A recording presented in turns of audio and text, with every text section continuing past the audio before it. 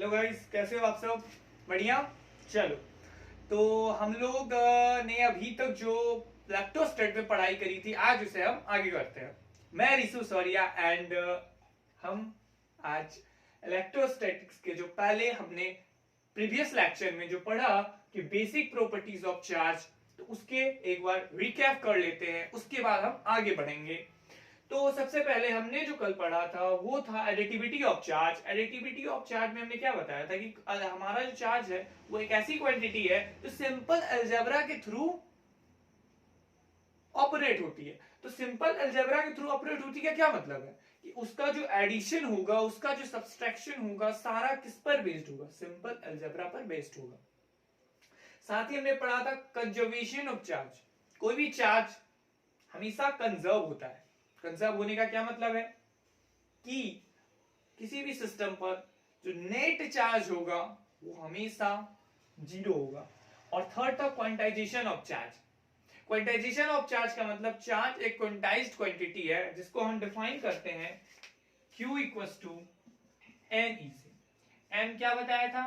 N charge का सबसे छोटा स्टैंडर्ड यूनिट है। तो ये हमने प्रीवियस लेक्चर में किया। आप एक बार प्रीवियस लेक्चर को देखो, तब आपको ये हर चीज अच्छी तरह से और क्लियर हो जाएगा। और आज जो हम स्टार्ट करने वाले हैं वो है हमारा Coulomb's law, the very important topic of electrostatics which is Coulomb's law. Okay, now we are going to start.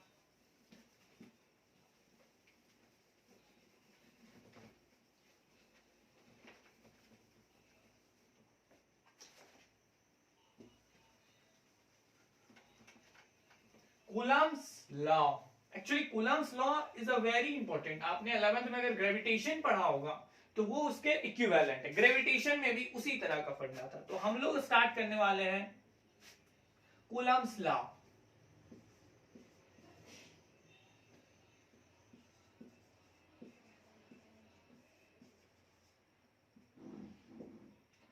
Coulomb's law करने के साथ साथ हम एक और लॉ को पहले एक बार रिकेप करते हैं। हमने ना 11th में, जो बच्चे 11th में ग्रेविटेशन का चैप्टर किया था, तो वहां पर हमने ग्रेविटेशन के चैप्टर में भी एक फॉर्मूला देखा था।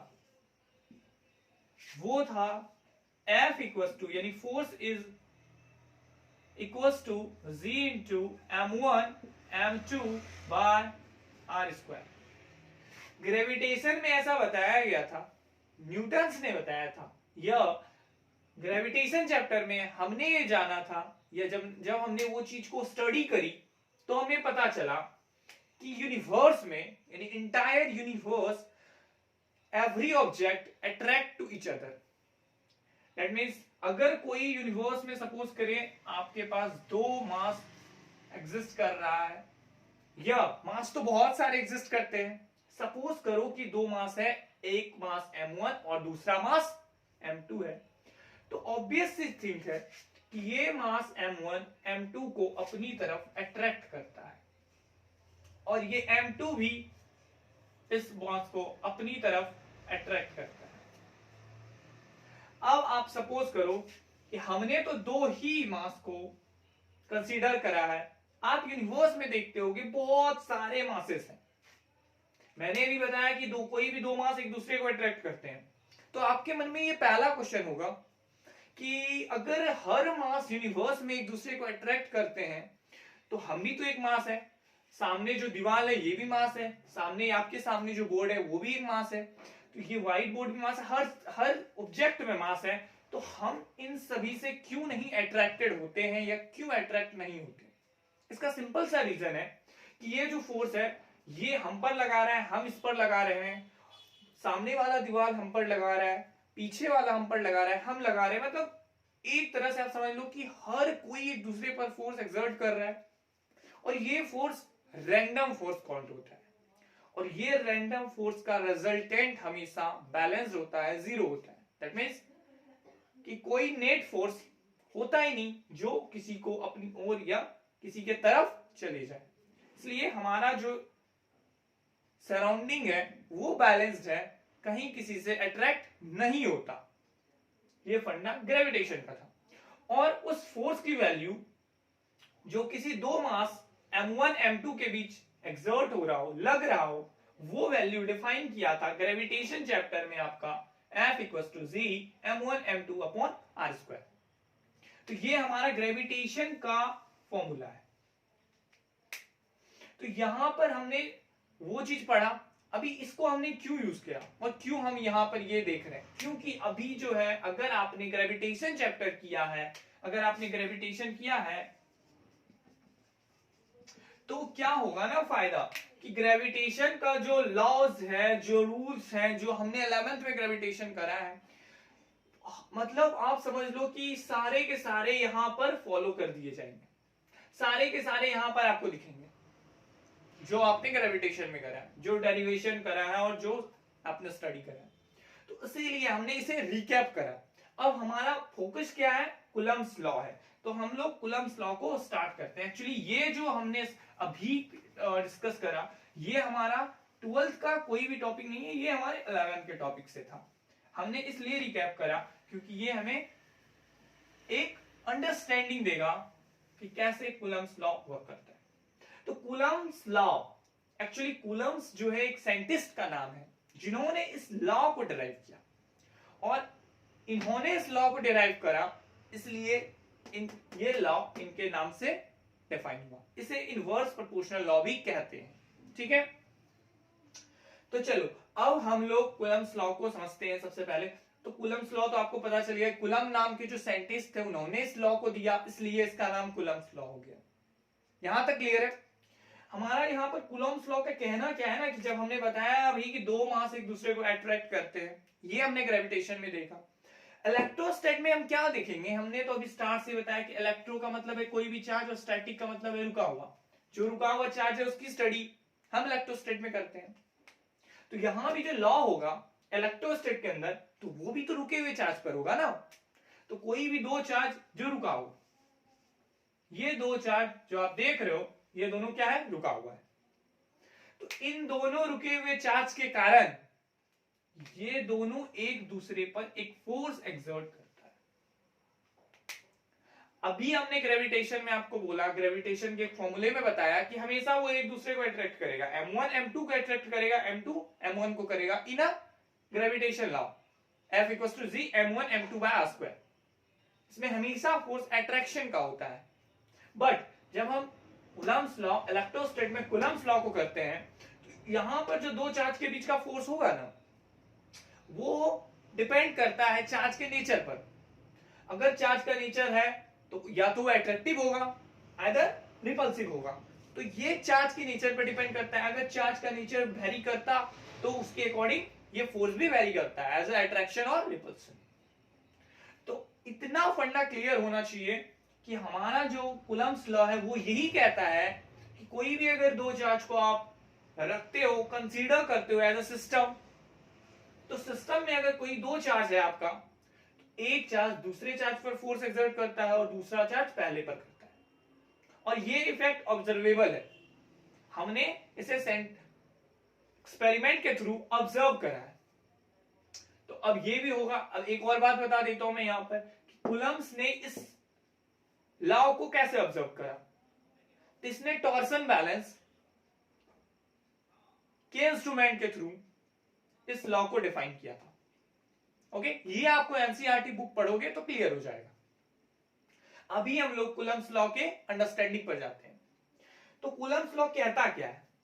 तो कूलम्ब्स लॉ कहता है, according to Coulomb's law, force is directly proportional to the multiplication of the charge, that is multiplication of the two charges, and inversely proportional of the square of the distance between the two charges.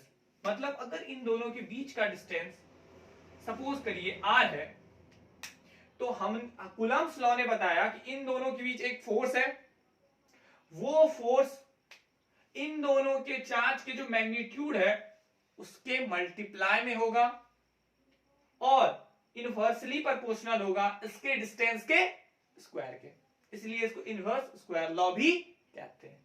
तो यहां पर हमने Coulomb's ने क्या बताया, पहला बात कि फोर्स जो होगा इन दोनों चार्ज के बीच वो होगा directly proportional magnitude of charge 1 into magnitude of charge 2, ये आपका डायरेक्टली प्रोपोर्शनल बताया। और दूसरा जो बताया वो बताया कि वही फोर्स इनवर्सली प्रोपोर्शनल है। इनवर्सली प्रोपोर्शनल समझ रहे हो आप, 1 upon something is known as inversely proportional. तो inversely proportional to the distance square of the distance between them, मतलब इन दोनों के बीच का डिस्टेंस अगर r है तो इनवर्सली प्रोपोर्शनल का क्या मतलब होता है कि इन दोनों के डिस्टेंस के स्क्वायर के इनवर्सली प्रोपोर्शनल है। तो जब हम इन दोनों को कंबाइन करेंगे, अब हमारे देखो ये चीज अब कब बताया उसने, जब उसने वो एक्सपेरिमेंट करा। कौन सा एक्सपेरिमेंट करा वो भी मैंने बताया। उन्होंने टॉर्सन बैलेंस के थ्रू इस चीज को पता लगाया कि जब हमने दो चार्ज कंसीडर करे, कूलम साहब आए लैब में गए, वहां पर उन्होंने दो चार्ज के पार्टिकल को लाया। जब उन्होंने दो चार्ज के पार्टिकल को ले आया ना, तो उन दो चार्ज पार्टिकल को उन्होंने टॉर्सन बैलेंस पर डाला। टॉर्सन बैलेंस पर डाला तो ये बात तो पहले से पता थी कि ये दोनों एक दूसरे को फोर्स लगा रहे हैं, क्योंकि अब जब देख रहे हैं अपोजिट नेचर का होता है तो आपको एक बात पता होगा, बचपन से आपने पढ़ा होगा कि चार्ज अपोजिट नेचर का होता है वो एक दूसरे को अट्रैक्ट करता है। अपोजिट नेचर वाला क्या करता है, अपोजिट नेचर वाला अट्रैक्ट करता है, और सेम नेचर वाला क्या करता है, रिपेल करता है। ठीक है, तो अगर दो चार्ज है जो अपोजिट नेचर का है, ये हमने बचपन में पढ़ा है, वो एक दूसरे को अट्रैक्ट करता है। अगर चार्ज प्लस क्यू है और माइनस क्यू है तो यहां पर ये एक दूसरे को क्या करता है, अट्रैक्ट करता है, यहां पर अट्रैक्शन होता है। और वही अगर दो चार्ज है और उसका नेचर सेम है तो ये एक इसको भी रिपेल करेगा, ये इसको उधर जाने कहेगा भागो तुम इधर, और ये Q2 चार्ज इसको कहेगा तुम भी इधर भागो, मतलब जाओ इज डू जाओ। ये अगर अपोजिट सेम नेचर का आएगा ना, जैसे दो मतलब एक जैसे लोग एक दूसरे के साथ रहना पसंद नहीं करते अक्सर। क्यों? क्योंकि उनका नेचर, उनमें कंपटीशन होने लगता है कौन अच्छा कौन खराब। तो लाइक वही, तो यहां पर क्या होता है कि जब दो अच्छे लोग आते हैं आपस में, बीच में आते हैं, तो वो एक दूसरे के दूर चले जाते हैं। जस्ट वही वाली बात होती है कि जब कोई एक नेचर का चार्ज होता है यहाँ पर, तो एक दूसरे को रिपेल करता है। यानी ये Q1 चार्ज Q2 को कहेगा जाओ भाई तुम जाओ, तुम्हारा यहाँ काम नहीं, और Q2 क्या कहेगा, Q1 को भाई तू जा, तेरा भी यहाँ कोई काम नहीं। तो यही डेफिनेशन है कि जब कोई दो अलग अलग नेचर का चार्ज होगा वो एक दूसरे को रिपेल करता है। सॉरी, दो अलग अलग नेचर का चार्ज क्या करता है, अट्रैक्ट करता है, और सेम नेचर वाला रिपेल करता है। ठीक है, चलो इतना अंडरस्टैंडिंग है। अभी क्या बोला हमने कि दो चार्ज को उन्होंने लिया, अब अगर सेम नेचर वाला होगा तो क्या कर रहा होगा, रिपेल, अगर अपोजिट नेचर वाला होगा तो अट्रैक्ट। तो उन्होंने देखा कि वो जो चार्ज है ना, वो मैग्नीट्यूड यानी फोर्स जो है उसके हमेशा, उसका जो चार्ज का मैग्नीट्यूड है उसके डायरेक्टली प्रोपोर्शनल होता है उसके मल्टीप्लिकेशन के। और वही फोर्स उन दोनों के बीच की जो दूरी है ना, अगर सपोज करो ये सपोज करो दो चार्ज है, सपोज कीजिए ये दो चार्ज है, तो ये दो चार्ज है, सपोज करो ये Q1 है और ये Q2 है। तो ये दोनों चार्ज, कूलम्ब्स ने बताया कि ये अगर दो चार्ज है तो उन्होंने टॉर्शन बैलेंस इंस्ट्रूमेंट का यूज किया था।